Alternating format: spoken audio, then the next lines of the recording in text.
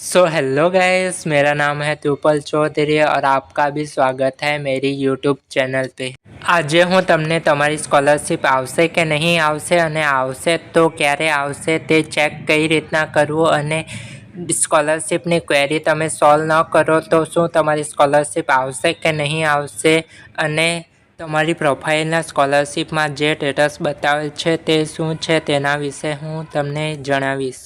તમારી સ્કોલરશિપ ક્યારે આવશે તે ચેક કરવા માટે તમે પહેલાં પોતાનો મોબાઈલ નંબર, પાસવર્ડ અને કેપ્ચર કોડ નાખીને તમારી digital Gujarat portal profile login કરી લો।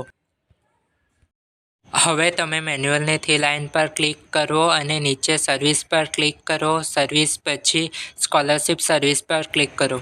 સ્કોલરશિપ સર્વિસ રિક્વેસ્ટ પર ચેક કરો અને સ્કોલરશિપનું જો સ્ટેટસ અપ્રુવલ બાય ઓથોરિટી બતાવતું હશે તો હવે તમારે કંઈ કરવાની જરૂર રહેશે નહીં। હવે થોડા દિવસની અંદર જ્યારે પણ સ્કોલરશિપ નાખવામાં આવશે ત્યારે તમારા અકાઉન્ટમાં સ્કોલરશિપ જમા થઈ જશે। અપ્રુવલ બાય ઓથોરિટી આવી જાય પછી મેક્સિમમ 30 દિવસ પછી સ્કોલરશિપ બેંક અકાઉન્ટમાં જમા થઈ જતી હોય છે। જો તમારું પણ અપ્રુવલ બાય ઓથોરિટી આવી ગયું હોય તો હવે ટેન્શન લેવાની જરૂર નથી, થોડા દિવસમાં તમારી સ્કોલરશિપ પણ તમારા બેંક અકાઉન્ટમાં જમા થઈ જશે।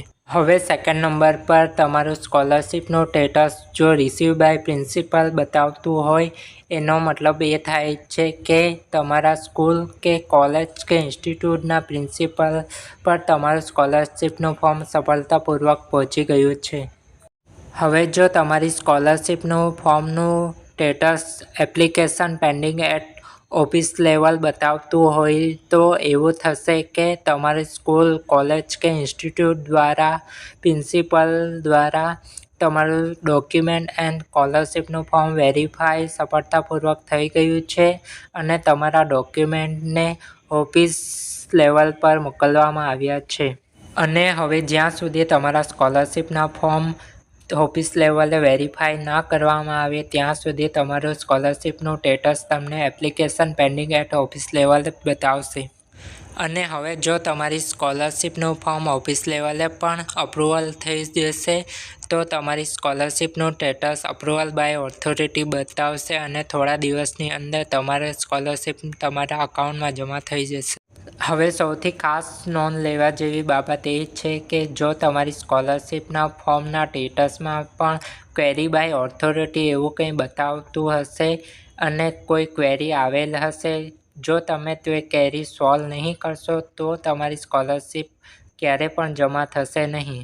એટલે હવે તમારે તમારી સ્કોલરશિપમાં જે ઓથોરિટી દ્વારા ક્વેરી આવેલ હશે તે ક્વેરી સોલ્વ કરવા માટે તમારી સ્કોલરશિપના ફોર્મના એડિટ બટન પર ક્લિક કરીને તમારી સ્કોલરશિપમાં જે પણ ક્વેરી આવેલ હશે તેને સોલ્વ કરવાનું રહેશે અને લાસ્ટમાં ફાઇનલ સબમિટ આપીને તેને સબમિટ કરવાનું રહેશે। તમને ગમ્યું હોય અને આવી જ બીજી ઇન્ફોર્મેશન માટે મારી ચેનલને ફોલો કરો।